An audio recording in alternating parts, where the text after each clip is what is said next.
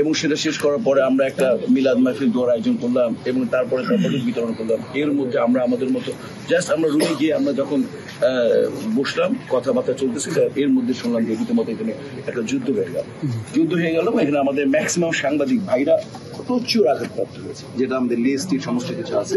দেন আমরা যারা আঘাতপ্রাপ্ত হয়েছেন এবং যারা প্রচুর পরিমাণে কষ্ট করেছেন এবং যারা পরিমাণে অপমানিত হয়েছে, এই তখন কি হলো, ওই ক্যাবিনেটের আমরা সবাই মিলে বসে 11 সদস্য বিশিষ্ট একটা আমরা শিল্পী সমিতির 5 সদস্য এবং সাংবাদিকদের 5 সদস্য বিশিষ্ট আমরা 5-5-10 এবং আমাদের উনি শিল্পী সমিতির উনি প্রধান উপদেষ্টা, ওনাকে আমরা আহ্বান করে সবাই এটা মেনে নিলাম যে উনি করবে।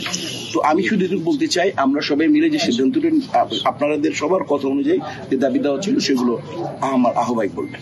ওয়ালটন ফ্রিজ কিনে অনেকের মতো আপনিও হয়ে যেতে পারেন মিলেনিয়াল, সেরা পণ্যের সেরা অফার। গতকাল 23 তারিখে সাংবাদিকদের সাথে শিল্পী সমিতির কিছু সদস্যদের মধ্যে যে অনাকাঙ্ক্ষিত ঘটনা ঘটছে, এটার জন্য যে তদন্ত কমিটি গঠন করা হয়েছিল, সেই তদন্ত কমিটির প্রধান হিসাবে আমি বিএফইউজে, ডিইউজে, ডিআরও, বাচসাস তাদের সবার সঙ্গে আজকে বসে আমরা কিছু সিদ্ধান্তে উপনীত হয়েছি।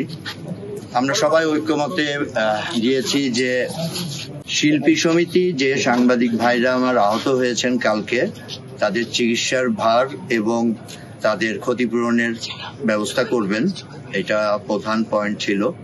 দ্বিতীয় পয়েন্ট হচ্ছে শিল্পী সমিতির যে অফিস সহকারী জামান, তাকে 1 মাসের জন্য বহিষ্কার করা হয়েছে অফিস থেকে।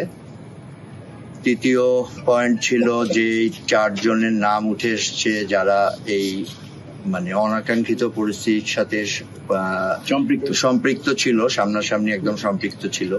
জয় চৌধুরী, তারপরে আলেকজান্ডার, শিবাশানু আর সুশান্ত, ফাইটার সুশান্ত।